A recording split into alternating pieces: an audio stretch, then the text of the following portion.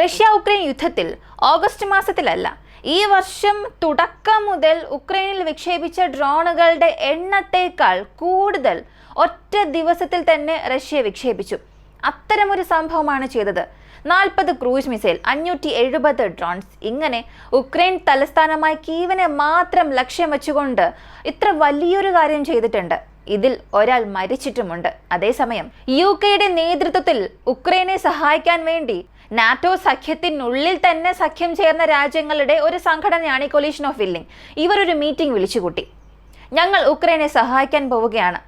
ഇപ്പോൾ ആര് വന്നാലും വന്നില്ലെങ്കിലും പ്രശ്നമില്ല, ഞാൻ എൻ്റെ രാജ്യത്ത് നിന്നും പ്രത്യേക ചില സൈനികരെ അകത്തേക്ക് അയക്കാൻ പോകുന്നു എന്ന് ഓരോ രാജ്യവും ഓരോ അനൗൺസ്മെന്റ് നൽകിയിട്ടുണ്ട്. ഇതിന് റഷ്യയുടെ മറുപടി എന്താണെന്ന് അറിയണ്ടേ?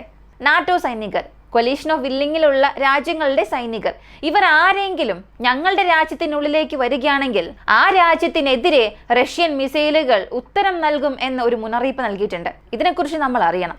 റഷ്യ ഉക്രൈൻ യുദ്ധം, റഷ്യ ഉക്രൈൻ എന്നതിനപ്പുറം നാറ്റോ വേഴ്സസ് റഷ്യ എന്ന ഒരു യുദ്ധത്തിന് എല്ലാ രാജ്യങ്ങളും ചേർന്ന് അടിത്തറയിടാൻ തുടങ്ങിയിട്ടുണ്ട്. എന്ത് സംഭവിച്ചുകൊണ്ടിരിക്കുന്നു എന്നുള്ളത് ഈ വീഡിയോയിലൂടെ വിശദമായി അറിയാം.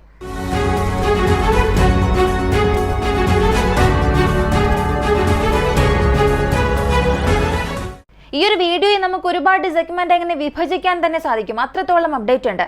ആദ്യം ഇപ്പോൾ സംഭവിക്കുന്ന കാര്യങ്ങൾ നോക്കിയാൽ റഷ്യ ഉക്രൈനിൽ ചെയ്ത ആ ഒരു സ്ട്രൈക്ക്, റഷ്യ ഇങ്ങനെ ഡേ ബൈ ഡേ അവർ ഡ്രോൺസിന്റെ എണ്ണമെല്ലാം അധികമാക്കുന്നുണ്ട്. എന്നാൽ ഇതിലുള്ളൊരു വലിയ കാര്യം, സത്യത്തിൽ എത്ര ഡ്രോണുകൾ അകത്തേക്ക് പോകുന്നു എന്നുള്ളത് കണ്ടെത്താനേ കഴിയുന്നില്ല. എത്ര സ്ട്രൈക്കിംഗ് ഡ്രോൺ അകത്തേക്ക് പോകുന്നു, സിഗ്നൽ ഇന്റലിജൻസ് ഗ്യാദർ ചെയ്യാൻ എത്ര ഡ്രോൺസ് അകത്തേക്ക് പോകുന്നു, ഡീകോയ് ഡ്രോൺസ് എത്ര അകത്തേക്ക് പോകുന്നു, ഇതിൻ്റെയൊക്കെ കൃത്യമായ കണക്ക് നമ്മെ കൊണ്ട് പറയാനേ കഴിഞ്ഞില്ല. കാരണം 100 സ്ട്രൈക്കിംഗ് ഡ്രോൺസ് അകത്തേക്ക് അയക്കുകയും 200 ഡീകോയ് ഡ്രോൺസിനെയും അയക്കുന്നു. അല്ലെങ്കിൽ 50 ഡീകോയ് ഡ്രോൺസിനെ അയച്ചിട്ട് 300 സ്ട്രൈക്കിംഗ് ഡ്രോൺസിനെയും അയക്കുന്ന ഒരു സാഹചര്യം ഉണ്ടാകാം. മൊത്തത്തിൽ ഈ ഡ്രോണുകളുടെ കണക്ക് നോക്കിയാൽ 574-ലധികം ഡ്രോണുകൾ കീവിനെ മാത്രം ലക്ഷ്യം വെച്ച് റഷ്യ അയച്ചതായി പറയപ്പെടുന്നു.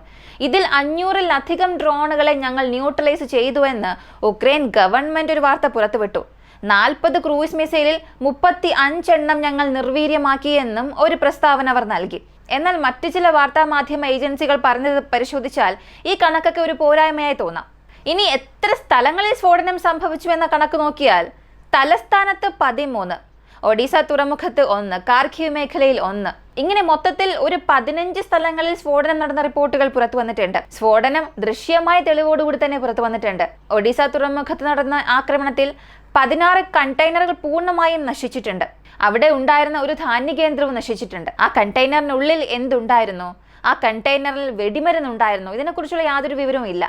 എന്നാൽ വിഷ്വൽ എവിഡൻസ്, അവിടെ നിന്ന് വരുന്ന ഫോട്ടോസ്, ഇതെല്ലാം വെച്ച് നോക്കുമ്പോൾ ഒന്നുകിൽ അതിൽ എണ്ണ സംബന്ധിക്കുന്ന വസ്തുക്കൾ എന്തെങ്കിലും ഉണ്ടായിരുന്നിരിക്കാം, അല്ലെങ്കിൽ കത്തുന്ന വസ്തുക്കൾ എന്തെങ്കിലും, ആയുധങ്ങൾക്ക് ആവശ്യമായ സ്ഫോടക വസ്തുക്കൾ, അങ്ങനെ എന്തെങ്കിലും ഉണ്ടായിരിക്കാനുള്ള സാധ്യതയുമുണ്ട്. സെക്കൻഡറി എക്സ്പ്ലോഷൻ വലിയ രീതിയിൽ സംഭവിച്ചില്ല എങ്കിൽ പോലും നിയന്ത്രിക്കാൻ കഴിയാത്ത തലത്തിലുള്ള തീയാണ് അവിടെ ആളിക്കത്തിയത്. ഇത് റഷ്യ ഉക്രൈനുള്ളിൽ ചെയ്ത കാര്യമാണ്. അപ്പോൾ ഇതിന് മുൻപ് ഉക്രൈൻ എന്തെങ്കിലും ചെയ്തിട്ടുണ്ടാകണമല്ലോ. അങ്ങനെ എന്താണ് ചെയ്തത് എന്ന് ചോദിച്ചാൽ, റോസ്റ്റോണ്ടൻ പ്രദേശത്തുള്ള റഷ്യയുടെ ഒരു റിഫൈനറി ഇവർ ആക്രമിച്ചിട്ടുണ്ട്. അവിടെ ആളിക്കത്തിയ തീ റഷ്യൻ സൈനികർ എത്ര ശ്രമിച്ചിട്ടും കെടുത്താൻ സാധിച്ചിട്ടേ ഇല്ല. അവരെ കൊണ്ടത് നിയന്ത്രിക്കാനേ സാധിച്ചില്ല. ഒരു പക്ഷെ അതിന് പ്രതികാരമായിട്ടാണോ റഷ്യ ഇങ്ങനെ ഒരു ആക്രമണം നടത്തിയത് എന്ന് ചോദിച്ചാൽ അതിന് മാത്രം അല്ല. ഇതിന് പുറകിൽ മറ്റൊരുപാട് കാര്യങ്ങളുണ്ട്. ഇവയെല്ലാം നമ്മൾ അനലൈസ് ചെയ്യണമെന്നുണ്ടെങ്കിൽ ഈ കൊലീഷൻ ഓഫ് വില്ലിംഗ് എന്താണെന്ന് നമ്മൾ അറിയണം.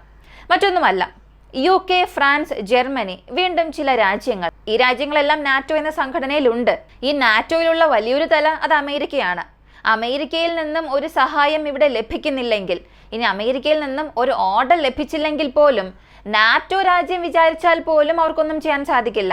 അമേരിക്കയിൽ നിന്നും ഒരു ഓർഡർ വരുന്നതുവരെയും ആ രാജ്യങ്ങൾക്കെതിരെ വരുന്ന പ്രശ്നം അവരെ കൊണ്ടൊന്നും പരിഹരിക്കാൻ സാധിക്കില്ല. ഇനി കൈകാര്യം ചെയ്യാൻ അമേരിക്ക അനുവദിക്കുകയുമില്ല. ഇപ്പോൾ ഉക്രൈൻ പ്രശ്നം തന്നെ ഒരു നല്ലൊരു ഉദാഹരണമായി എടുക്കാം. നാറ്റോ ഉക്രൈനെ സഹായിക്കാൻ ആഗ്രഹിക്കുകയാണ്, സഹായിക്കണമെന്ന് ചിന്തിക്കുക. പക്ഷേ അമേരിക്ക ഇല്ലാത്ത നാറ്റോ ഒരു ശക്തമായ സഖ്യമേ അല്ല, അതൊരു സംഘടനയെ ആയിരിക്കില്ല. അങ്ങനെയുള്ളപ്പോൾ നമ്മൾ എല്ലാവരും ഒരുമിച്ചൊരു സംഘടന സൃഷ്ടിക്കണം, നമ്മൾ എല്ലാവരും ചേർന്നൊരു ഗ്രൂപ്പ് സൃഷ്ടിക്കണം. അങ്ങനെ സൃഷ്ടിച്ചതാണ് ഈ കൊലീഷൻ ഓഫ് വില്ലിംഗ് എന്ന ഉക്രൈനെ സഹായം ചെയ്യാൻ ആഗ്രഹിക്കുന്ന ചില രാജ്യങ്ങളുടെ പ്രധാനപ്പെട്ട ഒരു ഗ്രൂപ്പ്. ഇവരുടെ പ്രധാനപ്പെട്ട അജണ്ട, നാറ്റോയിൽ ഒരുപാട് റെസ്ട്രിക്ഷൻസ് ഉണ്ട്. നാറ്റോയിലുള്ള ഏതെങ്കിലും ഒരു രാജ്യം ഇല്ല, ഞങ്ങൾക്കിത് ചെയ്യാൻ കഴിയില്ല, സഹായം ചെയ്യാൻ കഴിയില്ല എന്നൊരു കമന്റ് പറഞ്ഞാൽ പോലും ബാക്കിയുള്ള രാജ്യങ്ങൾക്കൊന്നും ചെയ്യാൻ കഴിയില്ല. അവർ വിചാരിക്കുന്ന സഹായം പിന്നെ ഉക്രൈനിലേക്ക് കൊണ്ടുപോകാനും കഴിയില്ല. അപ്പോൾ ഈ കൊലിഷൻ ഓഫ് വില്ലിംഗ് എന്നത് ഇങ്ങനെ ഒരു അലയൻസ് ആകാൻ പാടില്ല. അതായത് ഒരു രാജ്യം റിജക്റ്റ് ചെയ്താൽ മറ്റു രാജ്യങ്ങളെല്ലാം റിജക്റ്റ് ചെയ്യുന്ന ആ ഒരു ഫോർമാറ്റിൽ പ്രവർത്തിക്കുന്ന സംഘടനയാകാൻ പാടില്ല. പകരം ആരെന്ത് വേണമെങ്കിലും സഹായിക്കാം, അല്ലെങ്കിൽ എല്ലാവരും ചേർന്ന് എങ്ങനെ വേണമെങ്കിലും സഹായിക്കാം. ഇങ്ങനെ ഇൻഡിവിജ്വലായി സഹായിക്കുന്നതിനും ഇൻഡിവിജ്വൽ സഹായം കളക്ട് ചെയ്ത് ഉക്രൈനിൽ ഡെലിവറി ചെയ്യുന്നതിനു വേണ്ടിയും സൃഷ്ടിച്ചൊരു ഗ്രൂപ്പാണ്. ഇതിൽ പ്രധാനപ്പെട്ട കോൺട്രിബ്യൂട്ടർ ആരാണെന്ന് നോക്കിയാൽ അത് UK ആണ്. UK സംബന്ധിച്ചിടത്തോളം സത്യത്തിൽ അവർക്ക് റഷ്യയോടൊരു പകയാണോ അല്ലെങ്കിൽ ഉക്രൈനോട് അത്രത്തോളം സ്നേഹമാണോ എന്നൊന്നും അറിയില്ല. യുദ്ധം നിങ്ങൾ ചെയ്തുകൊള്ളുക എന്ന് പറഞ്ഞ് അവരെ അകത്തേക്ക് അയക്കുകയും ചെയ്യുന്നു. എന്നിട്ട് ഉക്രൈനെ നശിപ്പിച്ചുകൊണ്ടിരിക്കുകയാണ് ചെയ്യുന്നത്. ഇവരുടെ ഒരു മീറ്റിംഗ് ആയിരുന്നു അവസാനമായി നടന്നത്. ഇപ്പോൾ അവസാനിച്ച ഈ മീറ്റിംഗിൽ വിവിധ രാജ്യങ്ങൾ അവരുടെ അഭിപ്രായങ്ങൾ പറഞ്ഞിട്ടുണ്ട്. പ്രധാനമായും സെക്യൂരിറ്റി ഗ്യാരണ്ടിയെ കുറിച്ചാണ്. ഉക്രൈന് സെക്യൂരിറ്റി ഗ്യാരണ്ടി നാറ്റോ നൽകുമോ ഇല്ലയോ, നമ്മൾ നൽകിയേ മതിയാവുകയുള്ളൂ. സെക്യൂരിറ്റി ഗ്യാരണ്ടിയുടെ ഒരു ഭാഗമായി നമ്മുടെ സൈനികരെ അകത്തേക്ക് അയക്കാൻ നമ്മൾ തയ്യാറാകണം, ഇങ്ങനെ UK പറഞ്ഞു. ഇതിന് വലിയ രീതിയിലുള്ളൊരു റെസ്പോൺസ് തന്നെ മീറ്റിംഗിലൂടെ ലഭിച്ചിട്ടുണ്ട്. പ്രധാനമായും എസ്റ്റോണിയ ഒരു അറിയിപ്പ് നൽകി, ഞങ്ങൾ ഉക്രൈനെ സഹായിക്കാൻ തയ്യാറാണ്. ഇപ്പോഴത്തേക്ക് തുടക്കത്തിൽ ഒരു കമ്പനി സോൾജിയേഴ്സിനെ അകത്തേക്ക് അയക്കും. കമ്പനി സോൾജിയേഴ്സ് എന്ന് പറഞ്ഞാൽ ഓരോ രാജ്യങ്ങൾക്കനുസരിച്ച് ഈ കമ്പനി സോൾജിയേഴ്സിന്റെ എണ്ണത്തിലും വ്യത്യാസം വരും. ആവറേജ് ഒരു 100-200 സൈനികരുണ്ടാകും. അങ്ങനെ ഞങ്ങളുടെ സൈന്യത്തിലുള്ള എലൈറ്റ് യൂണിറ്റിലുള്ള ഒരു കമ്പനി സോൾജിയേഴ്സിനെ ഇവിടെ ഉക്രൈൻ്റെ സ്പെഷ്യൽ ഓപ്പറേഷന് വേണ്ടി ഞങ്ങൾ അയക്കാൻ തയ്യാറാണ്. അതായത് യുദ്ധം അവസാനിച്ചാലും ഇല്ലെങ്കിലും അവർക്ക് ട്രെയിനിങ് നൽകുന്നതിന് വേണ്ടിയും അല്ലെങ്കിൽ ഉക്രൈൻ്റെ ഡിഫൻസിന് വേണ്ടിയും അൺആംഡ് പൊസിഷനിൽ അവരെ നിർത്താൻ തയ്യാറാണ്. ഇങ്ങനെ അകത്തേക്ക് പോകുന്ന ഞങ്ങളുടെ സൈനികർ ഉക്രൈൻ സൈനികർക്ക് ആവശ്യമായ എല്ലാ സഹായവും ചെയ്യും, അവർക്ക് ആവശ്യമായ എല്ലാ ട്രെയിനിങ്ങും നൽകും. ഇങ്ങനെ ഒരു അറിയിപ്പാണ് നൽകിയത്. സത്യത്തിൽ ഇത് എത്ര വലിയൊരു സ്റ്റേറ്റ്മെന്റ് ആണെന്ന് അറിയണ്ടേ. റഷ്യ പ്രധാനമായും എതിർക്കുന്നത് ഈ ഒരു കാര്യത്തെയാണ്. റഷ്യയുടെ ഫോറിൻ മിനിസ്റ്റർ ഇതിനെ ചൂണ്ടിക്കാട്ടി ഒരു കാര്യം പറഞ്ഞു, നിങ്ങൾ ഉക്രൈന്റെ സെക്യൂരിറ്റി ഗ്യാരണ്ടിയെ കുറിച്ച് മാത്രം ചിന്തിക്കുകയാണ്. ഉക്രൈന് നിങ്ങൾ നൽകുന്ന സെക്യൂരിറ്റി ഗ്യാരണ്ടിയിൽ മോസ്കോയെ മാറ്റിവെച്ചിട്ട് നിങ്ങൾ ഏത് കാര്യവും സംസാരിക്കാൻ പാടില്ല. ഇത് ഉക്രൈൻ നൽകുന്ന ഒരു ഗ്യാരണ്ടി മാത്രം അല്ല, മോസ്കോയ്ക്കുള്ള ഒരു ഗ്യാരണ്ടിയാണ്. ഉക്രൈനെ മാത്രം നിങ്ങളുടെ വിക്ടിമായി കാണിക്കുന്നു. റഷ്യയെ അഗ്രസറായി കാണിക്കുകയും ഉക്രൈനെ വിക്ടിമായി കാണിക്കുന്നുണ്ട്. പക്ഷേ ഈ പ്രശ്നത്തിന്റെ എല്ലാം മൂലകാരണം എന്താണ്? നാറ്റോ എക്സ്പാൻഡ് ആകാൻ പാടില്ല. നാറ്റോ റഷ്യയോട് ചേർന്ന് അതിർത്തിയിൽ ആയുധങ്ങൾ കൊണ്ടുവരാൻ പാടില്ല. റഷ്യയ്ക്ക് ചുറ്റുമുള്ള സോൺസ് ഡീമിലിറ്ററൈസ് ചെയ്യാനുള്ള ശ്രമങ്ങൾ എടുത്തില്ലെങ്കിൽ പോലും പ്രശ്നമില്ല. അവിടെ നിങ്ങളുടെ വെപ്പൺസ് കൊണ്ടുവന്ന് നിർത്തുക, നാറ്റോയുടെ മുഴുവൻ സൈനികരെയും കൊണ്ടുവന്ന് നിർത്തുക. ഇതൊക്കെ റഷ്യയ്ക്ക് തന്നെ ഒരു സെക്യൂരിറ്റി ത്രെഡായി മാറുകയാണ്. അപ്പോൾ പിന്നെ ഉക്രൈന് നിങ്ങൾ നൽകുന്ന സെക്യൂരിറ്റി ഗ്യാരണ്ടിയിൽ മോസ്കോയെ മാത്രം മാറ്റിവെക്കുന്നത് എങ്ങനെ അംഗീകരിക്കാൻ സാധിക്കുക? സെക്യൂരിറ്റി ഗ്യാരണ്ടിയിൽ മോസ്കോയും ഇൻക്ലൂഡ് ചെയ്യണം. ഇങ്ങനെ അദ്ദേഹം വീണ്ടും തറപ്പിച്ച് തന്നെ കുറെ കാര്യങ്ങൾ പറഞ്ഞു.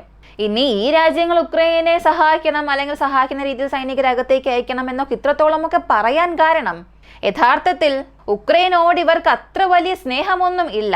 ഉക്രൈൻ എന്ന് പറയുമ്പോൾ ജസ്റ്റ് ഫ്രണ്ട് ലൈനിൽ നിൽക്കുന്ന ഒരു കരുവായി മാത്രമാണ് അവർ കാണുന്നത്. ഉക്രൈൻ ഇല്ലെങ്കിൽ അല്ലെങ്കിൽ ഉക്രൈൻ അപ്പുറം അടുത്ത് റഷ്യ ആക്രമിക്കാൻ വരുന്നത് ഈ രാജ്യങ്ങളെ ആയിരിക്കും. ആ ഒരു ഭയം അവർക്കറിയാം. ആ ഒരു ഭയം തീർച്ചയായും അവർക്കുണ്ട്. ആ ഒരു ഭയം കാരണം ഉക്രൈനെ ഇവർ പുഷ് ചെയ്ത് അങ്ങോട്ടകത്തേക്ക് അയക്കുന്നു എന്നതല്ലാതെ ഉക്രൈനോടൊരു സ്നേഹമോ അല്ലെങ്കിൽ ഉക്രൈൻ ജനങ്ങളോടൊരു കരുണയോ അതൊന്നും തന്നെ ഇല്ല. അത്രത്തോളമാണ് പ്രശ്നങ്ങൾ പുറകിൽ നടക്കുന്നത്. ഫ്രണ്ട് ലൈൻ ഓഫ് ഡിഫൻസായി മാത്രമേ ഉക്രൈനെ അവർ കാണുന്നുള്ളൂ. കാരണം ഉക്രൈൻ നാറ്റോയിൽ ചേരാതിരിക്കുകയാണ്.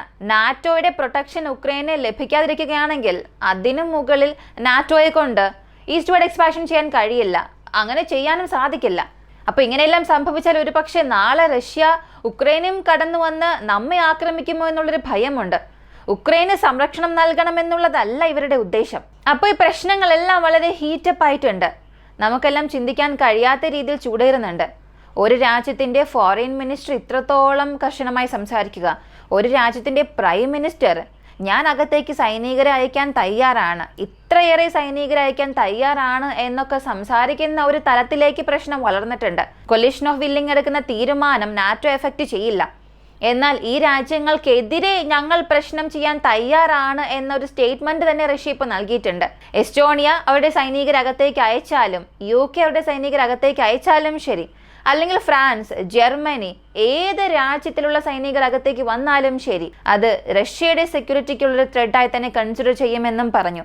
ആ രാജ്യങ്ങൾക്കെതിരെയുള്ള മറുപടി മിസൈൽസിലൂടെ ഞങ്ങൾ നൽകുമെന്നും അവർ പറഞ്ഞു.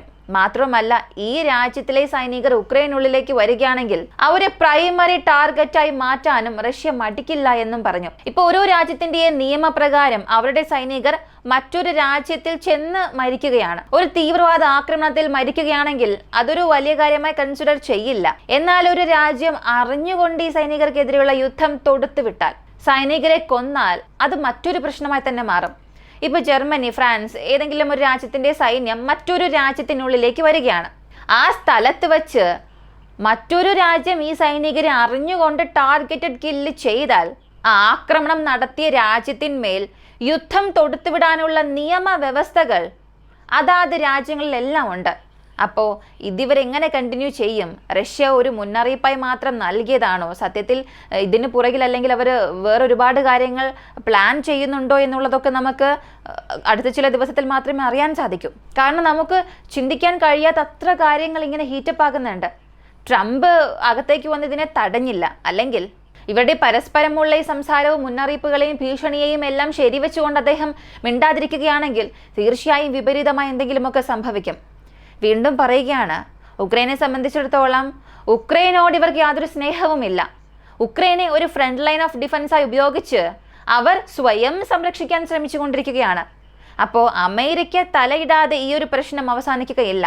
വളരെ എളുപ്പത്തിൽ ഈ ഒരു പ്രശ്നം അവസാനിപ്പിച്ചില്ലെങ്കിൽ കൊലിഷൻ ഓഫ് വില്ലിങ്ങിലുള്ള രാജ്യങ്ങൾ എന്തെങ്കിലുമൊക്കെ ചെയ്ത് റഷ്യ ഉക്രൈൻ യുദ്ധത്തെ അടുത്ത വലിയ ഒരു ലാർജസ്റ്റ് വാറായി കൊണ്ടുപോകാനുള്ള സാധ്യതയുണ്ട്. ഈ ഒരു വീഡിയോയെക്കുറിച്ചുള്ള നിങ്ങളുടെ അഭിപ്രായം കമന്റിൽ പറയുക. കൂടുതൽ അപ്ഡേറ്റ്സിനായി വോയിസ് ഓഫ് വിക്കി നമ്മുടെ ചാനൽ സബ്സ്ക്രൈബ് ചെയ്യുക. മറ്റൊരു വീഡിയോയുമായി വീണ്ടും കാണാം.